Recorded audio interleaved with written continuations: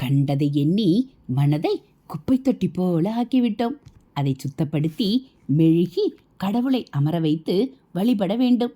கடவுள் திருநாமங்களை சொல்லி புண்ணியம் தேட வேண்டும். அதுதான் மனித பிறவியின் பயன். மின்சாரத்தை போன்று கடவுளை நம்மால் காண முடியாது. ஆனால் அவர் எங்கும் வியாபித்திருக்கிறார். உலக இயக்கங்கள் அனைத்தும் அவராலேயே நிகழ்கின்றன. தனக்கென்று எவ்வளவு குறைவாக செலவழிக்க முடியுமோ அந்த அளவுக்கு எளிமையாக வாழ்வதும், முடிந்த அளவுக்கு தான தர்மங்கள் செய்வதும் அனைவரும் பின்பற்ற வேண்டியதாகும். பிறவி பெருங்கடலை தாண்டி செல்வதற்கு குருவின் அருள் தேவை. எல்லாவிதமான இன்பத்திலும் துன்பத்திலும் நமக்கு அருள் பாலிப்பவர் குருதான். நம்முடைய அறியாமை அனைத்தும் குருவால் மட்டுமே அகலும். சத்தியம் என்றால் வாக்கும் மனதும் ஒன்றுபடுவது மட்டுமல்ல, நல்ல மனதில் தோன்றுகின்ற நல்ல எண்ணங்களை வாக்கில் சொல்வதே சத்தியமாகும்.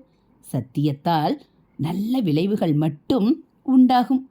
ஹரஹர சங்கர, ஜெய ஜெய சங்கர. மகா பெரியவா சரணம். இது மகா பெரியவா அருள்வாக்கு.